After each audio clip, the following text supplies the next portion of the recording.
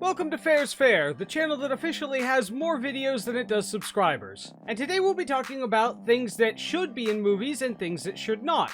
And something really quick you need to understand is, why does this matter? Well, whether or not you put in an extra plot point or put in more things that are not required towards the center plot will change drastically depending on what your center plot is, what your characters are, and most importantly, whether or not you can put it in there in a convincing manner that doesn't take away from or undermine the main point of your story. If your story revolves around an enemy with a lot of power, then having something else with an incredible amount of power come up as a potential solution, go through an effort to go find it only to find out that it won't work for some reason, and then have to go find something else, and or use something they already had, is not necessarily helpful, and it's unnecessary to your plot. It doesn't help your characters, it didn't help your plot, and all it did was waste time in the movie. While yes, it might make sense that they tried for this more powerful thing rather than their original plan, if they were always going to go back to the original plan in the first place and you didn't have any character development happen along the way, then you're not servicing your plot in any way by sending them out to find a MacGuffin that they're not even going to use. View Finn going to the gambling planet, and I know I seem to rag on the Star Wars sequels a lot, but the wonderful thing about the Star Wars sequels is they did so many things so abundantly wrong that it becomes a great teaching piece of material for me to just point out where the flaws are. That entire gambling planet trek that he went on to find a hacker they didn't even need and did not use in the end was a complete waste of time. Nothing came of it, they accomplished nothing, there was no reason to include that. It was a side plot for nothing. There's a reason a lot of people hated that movie, and that has to be one of them because it just wasted a third of the movie on something that literally didn't matter. Not a single character changed there. Oh, but Fair, you don't understand. They developed the relationship between Finn and Rose. Well, first of all, they completely murked Rose out of the storyline in the next movie, so that doesn't make any sense. And he doesn't seem all that torn up about it, so I guess they didn't develop it all that much now, did they? Believe it or not, you can actually put almost anything into your movie. You can put almost any set piece, almost any storyline, almost any side storyline into your movie, but it matters how well you integrate it, and this will depend on your world, your characters, and your story. That is, the plot, what you're trying to say, and whether or not this new thing contributes to or hurts it. The gambling planet runoff on Star Wars hurt it, because there was no reason for them to be doing that. The fact that Darth Sidious announced himself to the galaxy in the last movie for some reason has no real reason for being there other than they couldn't think of a way to write how they figured things out. They needed all of the good guys to go fight him, but they had no way of them figuring out where he was since they had literally not hinted to a single thing about him coming back in either of the previous movies. So naturally, as an incredibly intelligent individual who had managed to keep secret and quiet on another planet for probably at least a couple decades, and keep that entire facility in absolute secret for even longer than that, he decided to announce himself to the universe before he had even moved his ships out of orbit. Naturally.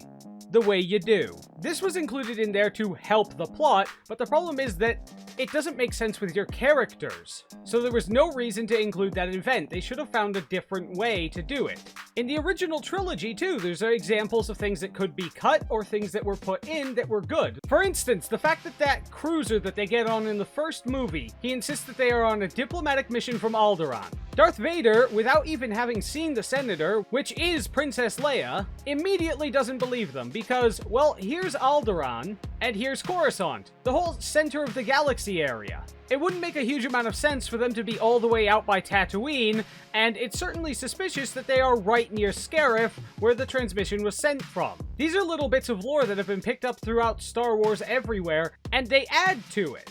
At the same time, something unnecessary was added in that took away from it. The Ewoks. The Ewoks are small and, frankly, kind of adorable little weaklings. They're very stupid and they're not very strong, and yet they assisted the rebels in overthrowing what was, frankly, a very underguarded back door to their facility. You already had an enemy that could barely shoot in a straight line, and now they're being overpowered by the Woodland Care Bears. How am I supposed to take the stormtroopers as a serious threat if they could throw themselves off a cliff and miss the ground, and yet a bunch of tiny teddy bears could somehow overpower them? It takes away from the threat that we're supposed to to be feeling from the Empire. Granted, the Empire is mostly ships. If they were going to include the Ewoks, they should have just had them building the traps, like the log traps, because those are effective weapons against the giant mechas that were coming through the woods. This is just further proof that no matter how advanced you are, there are very few weapons that can overpower the effectiveness of Big Stick. Putting them on the land battle just makes it look ridiculous in what is supposed to be a relatively serious conclusion, especially given how dark and serious they were getting up on the Death Star with Luke. Another thing that you might have, or could lack in a story, is villain motivation. In Avatar: The Last Airbender, there was no reason for the primary villain to have any kind of deeper motivation. In the original Avatar, the Fire Lord was insane. He was a madman. He was an arrogant sociopath. He was willing to burn the entire world down just to be king of its ashes. And he rather pointedly named himself Phoenix King of the World before he had even finished doing so. He was an absolute justified kill. But Aang's personal morals was to never kill anyone. The struggle that Aang had when dealing with this major threat was largely internal.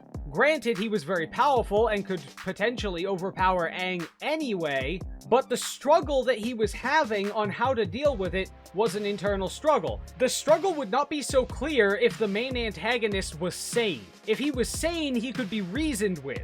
Because the Fire Lord was insane, there was no option to reason with him. There was no option for re-educating or convincing him otherwise. There was no talk no jutsu happening here. He was too crazy. There's no way you could convince him not to destroy the world because he honestly thinks that that's what's supposed to happen. And it's why the internal struggle made sense. Do I kill him or do I find something else? And in Legend of Korra, a lot of people complained about Asami being written in as a lesbian just for the lesbian points. Let me let you in on the secret as to why Asami was a lesbian. It's because they had a really big world and a really mobile enemy that had to move around it very fast, and they couldn't justify the Avatar moving through it at that speed given that they didn't have an animal companion as transport like Appa. Her dog couldn't have gotten her anywhere in time, so she needs an airship. Republic City isn't gonna give her one, they really don't seem to like her right now. The Metal Bending Police Force doesn't make a habit of handing out their equipment, so she needed a large airship. Luckily, Asami runs a company that makes them. Why would Asami leave behind her company in its most dire of days and her entire life to go off traveling the world? Well, simple, because she blames her father for what he did and has attached herself to Korra because she exposed this problem in the family. I feel like I'm the only one who saw Asami falling in love with Korra coming, but it definitely didn't seem to be, like, truly canon until the 3rd season. But the reason they put that in the 3rd season was because they couldn't find another way to justify the Avatar getting to the proper places for the plot to commence in any kind of reasonable time. To be honest, in this instance, it feels more like they're trying to cover up a writing oopsie where they couldn't find another justification. The point is, there were a lot of set pieces she needed to get to, and she needed to be there in some kind of actual time frame. A short one. But not everything needs a romance. Double check if your story can fit a romance, make sure it's in congruence with what the characters are doing, and if you're having a popcorn flick like the Transformers series where it's all about CGI robots and big epic fights between them, maybe don't waste your audience's time with really shittily written romance plots of the human characters that, honestly, I dare any of you to name anyone other than Witwicky, who had his name said a million times in the first movie. I remember Megan Fox's character, but not her name. A rather good one is Lord of the Rings. The movies were quite good.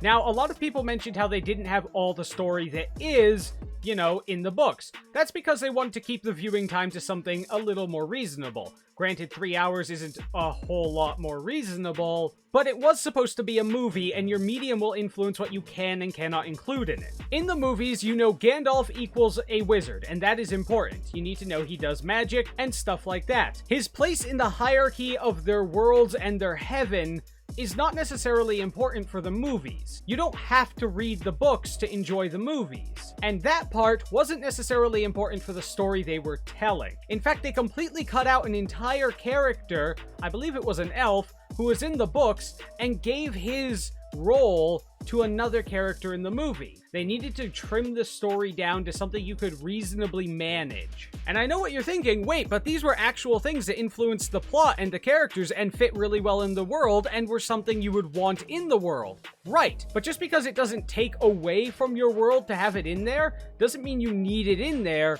if you want the rest of your story to be in there. But the point is that you can cut out things that otherwise aren't hurting your story. You don't want to always do that, but you can.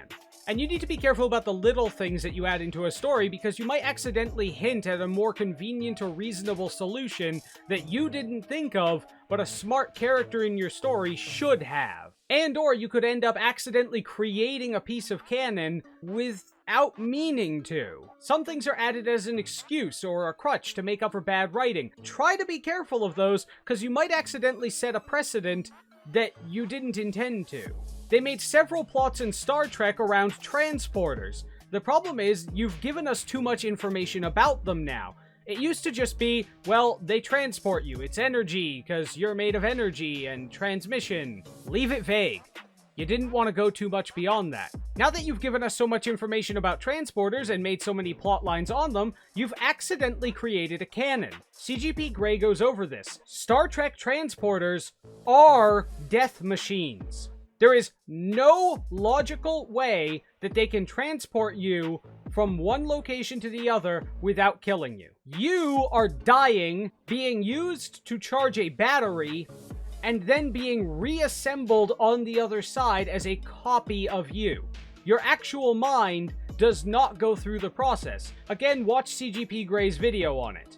Remember to keep it simple, stupid. Star Wars did that great. They don't explain super in-depth about how lightsabers work. Yes, there's the expanded canon here and there, and there's occasionally a book that went rogue because they signed out, licensing to everyone, and everyone wrote their own story, accidentally contradicted each other a few different places. But the point is that lightsabers, we don't necessarily know in the cinematic universe how they work. We know Anakin called it a laser sword, but we have no idea if that's true. And that's a good thing. Don't over-specify on technology that you might later actually end up having exist, and therefore able to prove wrong. As of right now, the working theory that most people go on is that there's some kind of contained plasma, and the crystal has unique properties that allow it to be contained like that. If we actually reach a point where we can contain plasma and make it hyper-intense like that, and it doesn't behave the way lightsabers do, then you've written yourself into a pretty bad situation now, haven't you? Because your entire story is now literally physics impossibility. Whoops. So don't include too much information where you don't need it. Basic thing, don't put in characters, set pieces, and events that don't lead somewhere unless you're certain that you're writing it in consistently with your plot, your world, and your characters. Don't waste your time on events or things that are cool spectacle but have no reason. The giant space fight in the last movie had a reason to be occurring, because Poe was up there doing things. And it's really cool to look at. For the amount Disney spent, it really fucking better be. So, checkmark, that's pretty good. On the other hand, Finn's little landing crew thing on the edge of the spaceship didn't need to be there. Why didn't they just have him go after and assault the base on the ground? There was no reason not to, and the fact that they put it on the spaceship contradicts things, because after their entire landing crew is destroyed on the spaceship, the enemy just never turns on the tower on the ground again, even though, with the landing crew destroyed, and the tower on the ground supposedly being able to have shields, and the ship not, there's absolutely no reason they wouldn't turn it on and just win.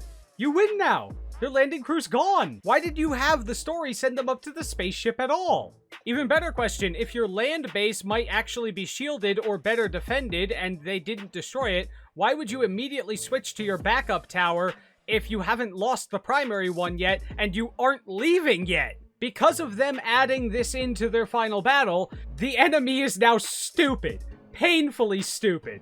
These are military strategists running an entire military command, and they do the dumbest thing because the script says they need to lose, and I guess they're fucking in on it. But on the other end of this scale, you can't just take away all the things that aren't necessary for the story. You can't just connect cool stuff and bits of your plotline like you're on a tour through the greatest hits. You have to have enough built around the story that it feels good. That's your world building a lot of the time. Now that we reach the end, you're probably thinking, wow, this is a hell of a lot of stuff that it relies on, and it kind of seems like it depends entirely on the whole rest of everything else in the story. Yeah, story writing isn't just designing a few good plots and writing around them. There's a lot more that makes a good story. There's a lot more to depth and to what you're putting on top of it. Old movies like the original trilogy had no plan going in. It was abundantly clear they didn't, and they somehow managed to stitch it all together into a semi-decent story. Actually, a pretty good story, I'd say. Especially given that they didn't plan it out. The fact that they went into that in the sequel trilogy and thought it would turn out okay was insanity. It was stupidity. But we did it before. Yeah, and there was a guy who got struck by lightning 7 times and lived. You know what else has happened? Someone got struck by lightning once and died. So the lesson for whether or not something should go into your story is make sure that it's dependent on what your story did, not what someone else's story did. Just because someone else managed to run through the minefield and turn out okay, does not mean you're going to be able to do the same thing. Like, share, follow, comment, subscribe, and all those things that can be undone later if you decide you hate me. And let me know if this helped. I know it seems a bit vague, but do you agree? Do you disagree? Feel free to open that discussion in the comments. I'm always open to talk about it. Or if you just want to go down there and yell at me for being a horrible person for some reason, feel free to do that too. Just remember to always be entertainingly angry while you do it.